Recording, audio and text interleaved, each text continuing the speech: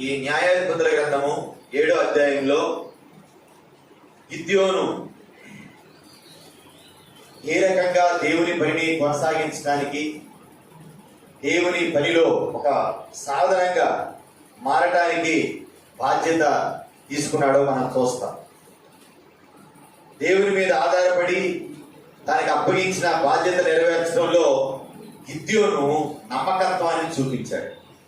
ప్రతి నిమిషం భయంతో చస్తున్నా తనని దేవుడు ధైర్యపరిచి ఇశ్రాయేలీయులను మిద్యానీయుల బారి నుండి రక్షించమని చెప్పినప్పుడు మొట్టమొదట తన బలహీనతల గురించి ఆలోచించిన దేవుడు చెప్పినట్టు ఏం చేశాడండి? యూదులందరిలో నుండి ఏం చేస్తా వచ్చాడు? వాడిని యూదులందరిలో నుంచి ఏం చేస్తా వచ్చాడు? ఎంతమంది అని తేలారు ముందు మనకి? 22,000 మంది పరీక్షలో నుంచి తప్పి వెళ్ళిపోయారు. ఆ తర్వాత 10,000 మందిని పరీక్షిస్తూ వచ్చాడు. ఈ చొప్పున 32,000 మంది లెక్కలో ఏమయ్యారట? 300 మందిని మాత్రమే పరీక్షలో దేవుడు ఎన్నుకుంటా వచ్చాడు. 9,700 మంది మోకాళ్ళుని కృంగినప్పుడు ఏంటంట? చుట్టూ జరుగుతున్న పరిస్థితుల మీద దృష్టి పెట్టలేని వారిని తలచి వారిని ఎన్నుకోలేదు ఆయన. ఏదంట? దేవుడు ఎప్పుడు ఎలాగా మనతో పనిచేస్తాడు? ఆయన కొన్ని వేల మందితో పనిచేసే దేవుడు కాదు. ఎంతమంది అంటే అక్కడ తేలి లెక్క.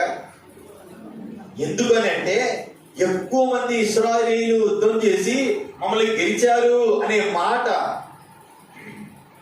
ఏంటి? వీళ్ళు అతిశయించి మేము ఎంతమందిని యుద్ధానికి వెళ్ళాం కాబట్టే మేము జయించాము అనే అతిశయం వారిలోనికి రాకుండా ఉండడానికి దేవుడు చేసిన ఏర్పాటే ఈ 300 మంది. తిమోతికి రాసిన 2వ పత్రిక 2వ అధ్యాయం 21వ వచనంలో మంచి మాట ఉంటుంది, చదవండి. తిమోతికి రాసిన 2వ పత్రిక 2వ అధ్యాయము 21వ వచనం మాట ఒకసారి చూడండి.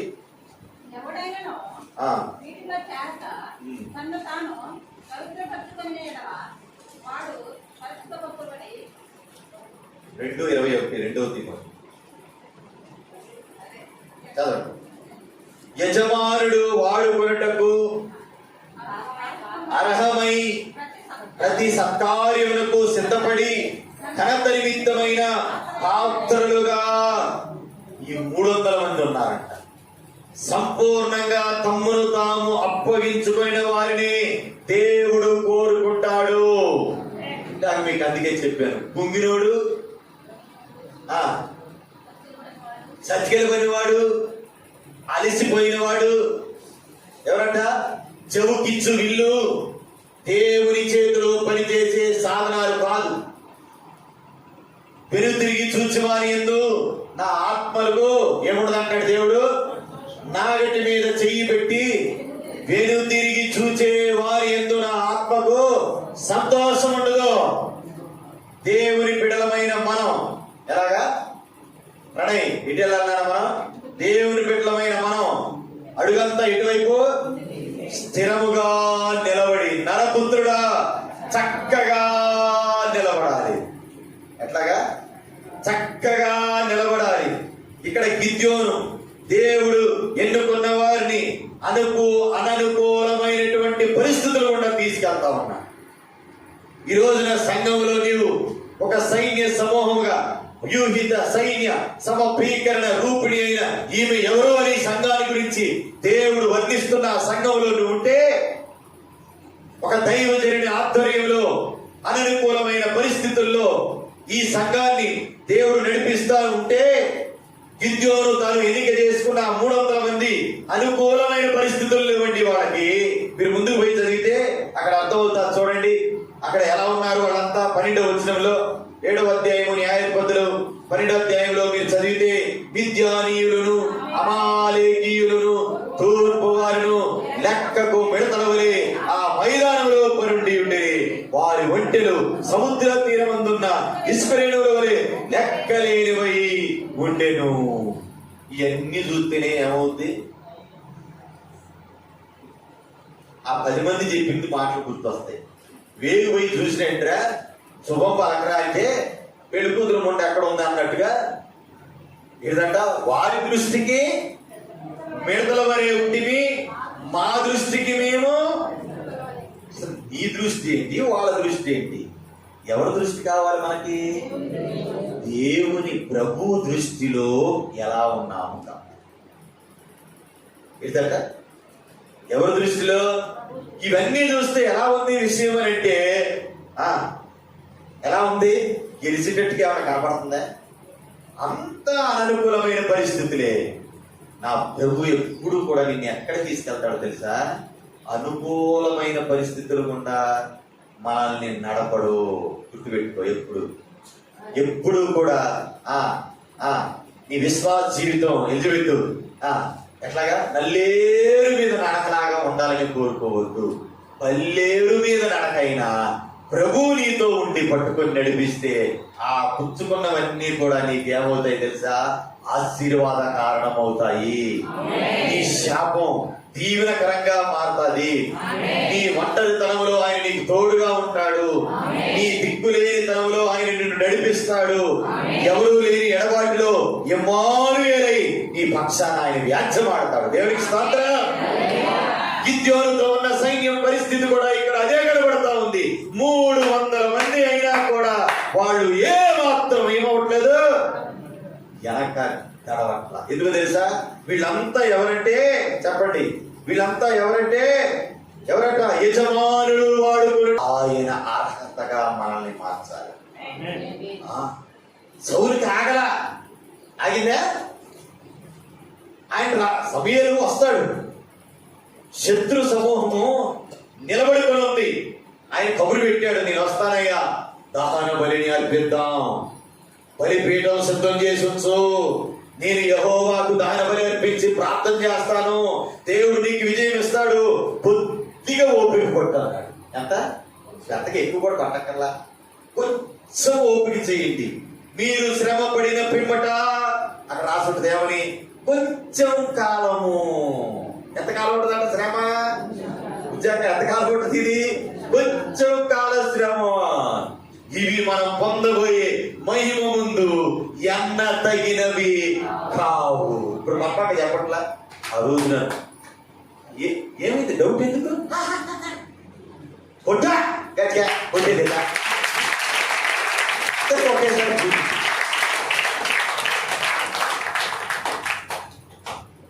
నూతన స్థితి నుంచి ఈ రోజున 10 మందికి బియ్యం, నూతనమైన బియ్యం ఇచ్చేస్తున్నారు. ఎన్న తగినవి కావు. కొద్దిగా ఓపిక ఉండాలి, కొంచెం ఓపిక పట్టాలి. అయ్యారు వస్తాన్నాడు కదా, ఈ లోపు స్తుతులు చెల్లిద్దాం, ఈ లోపు ప్రార్థన చేద్దాం. ఈ రోజున 2 బజార్ నుంచి ఓటర్ల ప్రజల క్షేమం కోరుకుందాం, మన ప్రజలంతా బాగుండాలని ప్రార్థన చేద్దాం. కొంత రాగట్లేనది, ఏదో ఒకటి తేవాల్సిందే ఈ రోజు నేను తెలుసుకోవాల్సిందే అంటాడు. మరి కాదురా బాబు, కాగా అయ్యగారు వస్తున్నాడు రా బాబు, సభ్యులు వస్తున్నాడు అంటే ఆగలా. ఏం చేశాడండి? బలిపీఠం మీద దహన బలిని అర్పిస్తూ అదే టయానికి ఆయన రాక ఈయన బలి అర్పణ 2 జరిగిపోయినంటే దేవుడు వేరొక మనిషిని సిద్ధం చేస్తున్నాడు. ఏమొచ్చేసింది? ప్రవచనం వచ్చేసింది. వెంటనే ప్రవచనం వచ్చేసింది. సౌల దేవుడు నిన్ను ఇశ్రాయేలు మీద శాశ్వతంగా రాజుగా ఉంచాలనుకున్నాడు, కానీ నువ్వేం చూపించావు? అవిధేయత చూపిస్తా వచ్చావు. అర్హత పోగొట్టుకున్నావయ్యా. దేవుడు మరొకరిని నీకు మారుగా సిద్ధం చేస్తాడు. యజమానుడు వాడుకునే నిమిత్తమై అర్హమై ప్రతి సత్కార్యములకు సిద్ధపడి ఏం చేశారట? చిట్టమ్మకి ఏం చేశారంట? 2 తోడయ్యారు చక్కగా. దొంగలు కాదు, దొరలో. ఎప్పుడు తోడు దొంగలు అనుకుంటాం, మనం ప్రభువులో తోడు దొరలంగా మారాలి. దేవునికి స్తోత్రం. హల్లెలూయా, హల్లెలూయా, హల్లెలూయా. సత్కార్యములకు సిద్ధపడి ఘనత నిమిత్తమైన పాత్రలుగా మనం ఉన్నాం. ఘనత ఇస్తాడు. సత్కార్య కార్యంతో అర్హత పొందిన పాత్రలుగా మనం ఉంటే ఆయన ఏం చేస్తాడంటే ఘనత పైన పాత్రలుగా మారు. ఈ 300 మందికి ఎందుకు ఆ ఘనత దొరికింది? ఎందుకు దొరికింది ఆ ఘనత అంటే వాళ్ళు మోకాళ్ళ మీద పడి కృంగలేదు.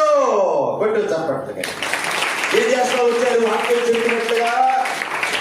చెప్పినట్టుగా వాళ్ళు ఏం చేస్తా వచ్చారు? అతడు నీళ్ల యొద్దకు ఆ జనులను దిగజేయనప్పుడు యెహోవా కుక్క గతికినట్లు తన నాలుకతో నీళ్లను గతికిన ప్రతి వాణిని ఏం చేస్తా వచ్చారట? చేతితో నోటికి అందించుకొని గతికిన వారి లెక్క 300 మంది. మిగిలిన జనులందరూ నీళ్లు త్రాగుతూ మోకాళ్ళు వీళ్ళు ఏం చేశారంట? అలాగనే ఉండి, ఎట్లాగా నదిలో అలాగనే ఉండి పొంగలా.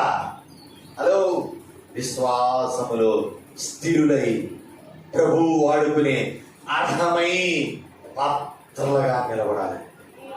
బంగారానికి తుప్పు పట్టడం ఎక్కడైనా చూసావా? ఇనుముకి తుప్పు పట్టడం సర్వసాధారణం.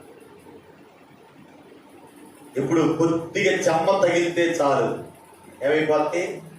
బంగారానికి ఎంత చెమ్మ తగిలినా, ఏనుగు బతికినా 10,000, చచ్చినా 10,000. ప్రభు కొరకు మనం బ్రతికినా ఎలాగా?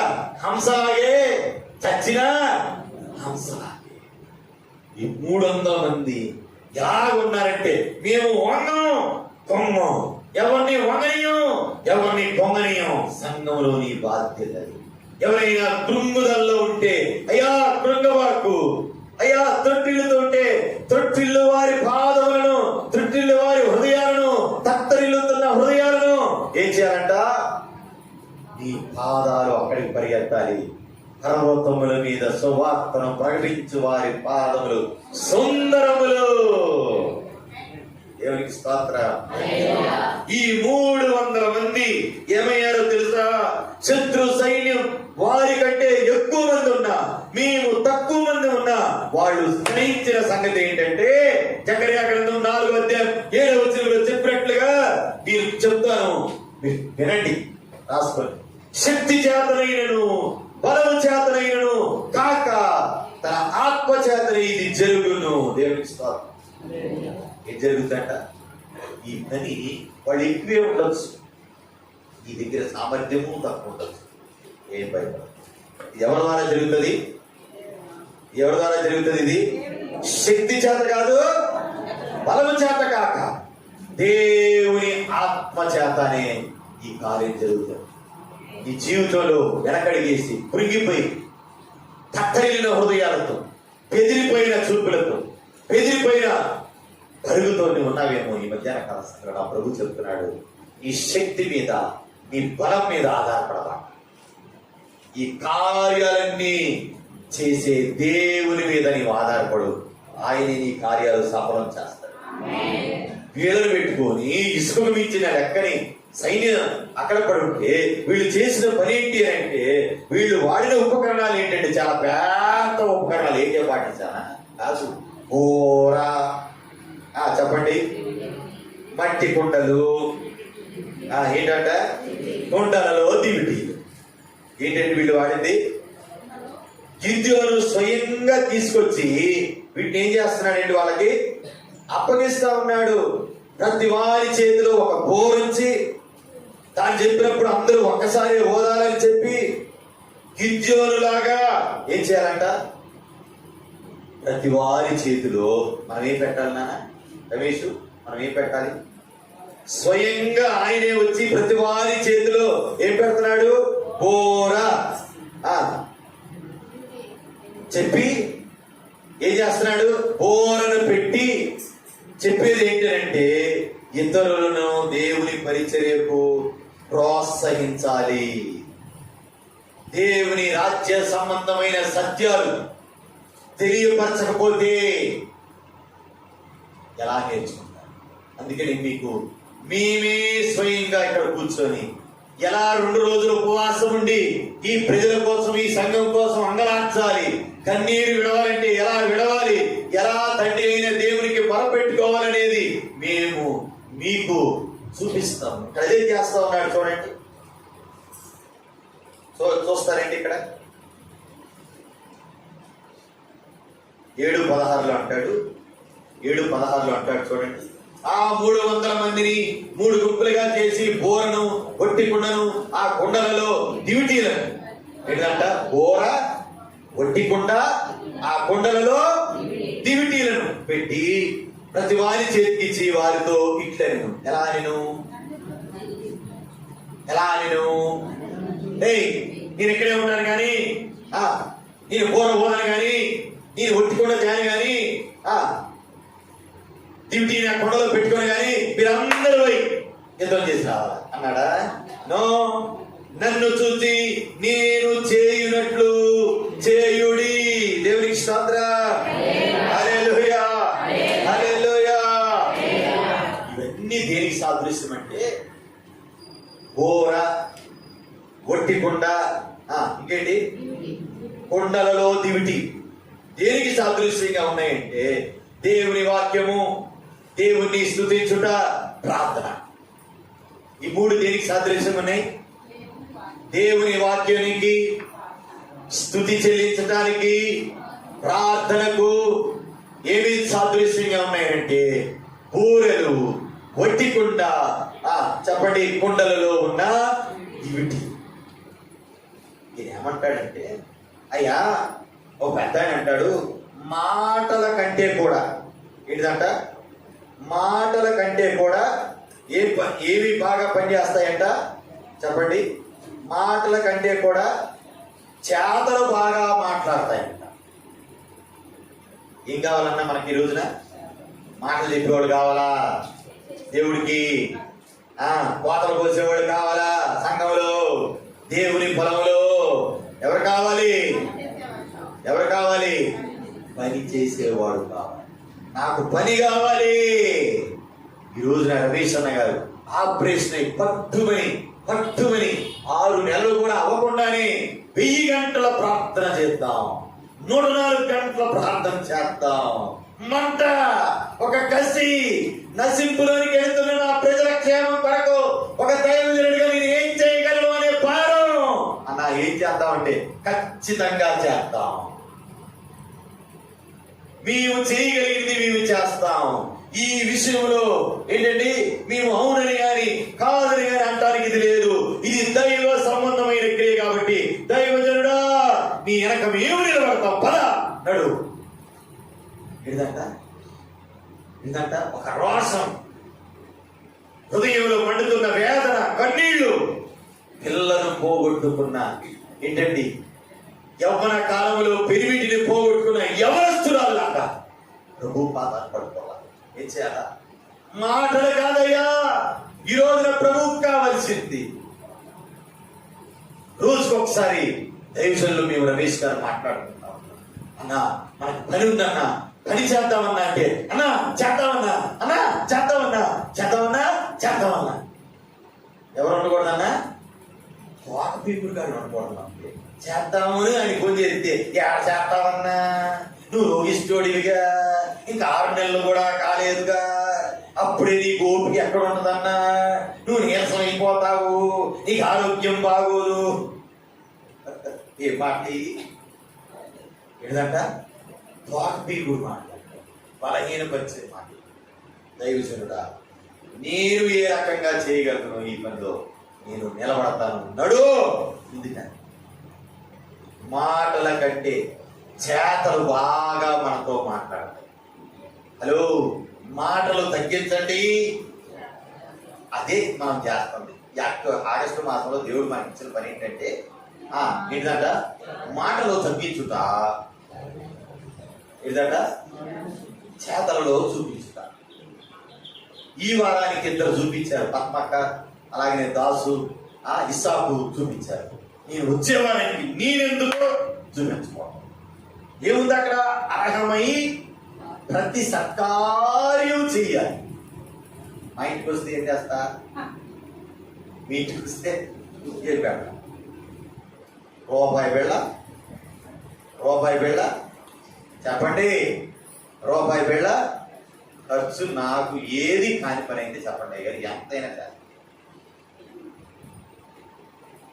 ఎలిజబెత్ ఏంటంట ఖర్చు కాని పని ఏదైనా చెప్పండి, నేను అదే చెప్తున్నా. కనీసం ప్రేమ అన్నా చూపి ఏంటంట దగ్గరికి వెళ్ళి కొంచెం తల్లిలాగా ఆదరించి, తల్లి నీ కోసం నేను ప్రార్థన చేస్తాను తల్లి, అలాగే నిలబడు, నీవు బాధలో ఉన్నావు, నువ్వు కష్టంలో ఉన్నావు కదా, ఇదిగో దానియేలు టీపుగా దెబోరా టీపుగా నిన్ను బలపరుస్తూ చిన్న ప్రార్థన చేస్తాం తల్లి.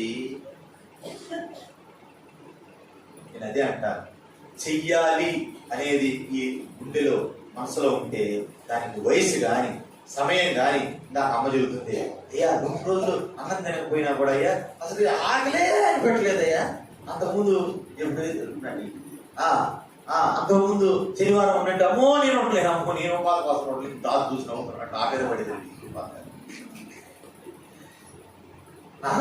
నేను ఉండలేనమ్మో నేను అసలు ఉండలేను కానీ అది నిజమే. కాబట్టి 2 రోజులు ఉపవాసం అన్నా కూడా ఆకలేయట్లేదయ్యా, ఇందాక నా పరిస్థితి ఆకలేయట్లేదమ్మా, చిన్ననాటి నుంచి నీరసం పడుతుంది, చిన్న కాడి నుంచి అసలు నీరసం, అంతకుముందు అసలు 2 రోజులు గ్యాసే లేదు, ఈ చిన్న కాడి నుంచి తేపాలి అరగటానికి.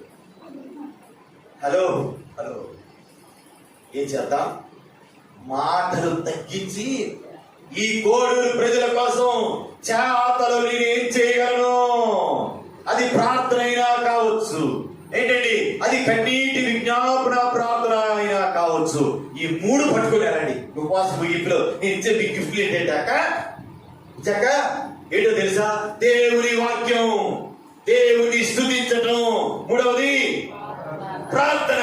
ఈ 3 పట్టుకెళ్ళండి కూడా, అంతే, ఏ పట్టుకెళ్ళదు. గిద్యోను ఉపయోగించిన ఉపకరణాలైన బోర ఏంటండి,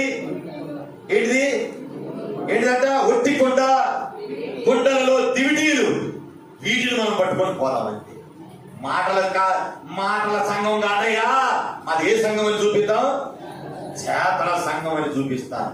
నేను మాటల దీంతో తర్వాత రాస్తుంది కానీ నా మాట, నేను మాటల మనిషిని కాదయ్యా, నేనే మనిషిని, చేతల మనిషిని, చేతల మనిషిని. తక్కువ మాట్లాడు, నీ చెయ్యి ఎక్కువ దేవుని మంచి సంఘం, నీ చెయ్యి తక్కువ మాట్లాడు, నీ చెయ్యి ఎక్కువ దేవుని మంచి, రహస్యంలో పంచి. అయ్యా నా సేవకుడు ప్రయాసపడుతున్నాడు, ఇంకా పండించయ్యా, ఇంకా పని చేయాలయ్యా, ఇంకా పని చేయాలి. మా అమ్మ నేను ప్రార్థన చేస్తాను, అయ్యా నా సేవకుడు ఇంకా బతకాలయ్యా, ఇంకా ఎక్కువ మందికి సహాయం చేయాలయ్యా, ఇంకా బాగా సేవ చేయాలయ్యా. కొంతమంది పిచ్చితే ఆ బాధ ఎందుకు చేసింది, తొందరగా పోతే దరిద్రం బతికి పోతుంది కదా, మమ్మల్ని పట్టించుకొని వాడు ఎవడన్నా రాజులు మళ్ళీ ఎక్కితే మీదకి వాడికి ఏదో డొలుపుచ్చుకెళ్ళి నా మాట చెప్పిస్తే ఖాతాకి వెళ్ళి వచ్చినట్టే వెళ్ళి వచ్చినా కదా, జరిగిందే సంగతి జరిగింది అనుకుంటాం కదా. ఈ పిచ్చితే ఇంత ప్రార్థన చేస్తున్నా అనుకునే వాళ్ళు ఉంటారు. ఏంటంటే హలో హలో మీరు ఎన్ని అనుకున్నా ఏది చేసినా ఏంటంట జరిగేది అని చెప్పండి. దేవుడి స్తోత్రం, హల్లెలూయా హల్లెలూయా. కాకపోతే అటువంటి భయంకరమైన ఆపరేషన్, శ్రమల మీద శ్రమ, శోధన మీద శోధన, ఇబ్బందుల మీద ఇబ్బందులు, ఇది ముగిసిందనే జరిగి ఇంకొక అధ్యాయం మొదలైపోయి శ్రమల వెంబడి శ్రమలు. మనం అదే మాట్లాడుతున్నాం అన్న, ఏ పని అయితే ఆగిపోయిందో ఆ పనిని మళ్ళా ఏం చేద్దాం, రెట్టించిన ఉత్సాహం చేద్దాం. నేను అన్నా మీ అందరిని చూసుకొని, మీ అందరిని చూసి ఏమంటాడంటే ఆయన మంచి మాట 16లో, నన్ను చూసి నేను చేయనట్లు చేయుడి. ఇదిగోను మీ పూజ చేసుకుని అట్లా ఏమంటున్నాడు, నన్ను చూసి మీరు చేయనట్లు చేయుడి చేయుడి. ఇలాంటి వారు సంఘాల్లో కావాలి. మాటల రాయుడు కోతల రాయుడు కాదు, పనిమంతులు కావాలి. ఆయన చేస్తూ వాళ్ళందరిని ఎట్లా నడిపించాడంట, ఒక్కతాటి మీదనే ఎట్లాగా అందరూ ఒకేసారి పోరవడాలి, అందరూ ఒకే మాట అరవాలి. దానివల్ల శత్రువుకి ఏమవుతుందంటే, అమ్మో ఎంతమంది వచ్చి మన మీద పడ్డారు, ఏమైపోతారంట. దేవుడు ఏం చేస్తా వచ్చాడు, వారితో యుద్ధం చేస్తున్నందువల్ల వాళ్ళు ఏమైతే వచ్చారంటే వాళ్ళలో వాళ్ళే పోట్లాడుకుంటూ తెచ్చారు. వీళ్ళు చేసిన పని ఏంటంట? వీళ్ళు చేసిన పని ఏంటంట? వీళ్ళు చేసిన పని ఏంటంట? కుడి చేతిలో దివిటీలు, ఊదుటకు బోరలు పట్టుకొని యెహోవా ఖడ్గము, గిద్యోను ఖడ్గము అని కేకలు వేసినట్టే. ఏం స్తోత్రం! తెలుసా? గొప్ప విషయం. ఈ రోజున సంఘంతో దేవుడు మాట్లాడుతున్న మాట ఏంటంటే, 1 కొరింథీ పత్రిక 1వ అధ్యాయము 10వ మాట చదువుకొని మనం నేర్చుకుందాం. 1 కొరింథీ పత్రిక 1వ అధ్యాయము 10వ మాట.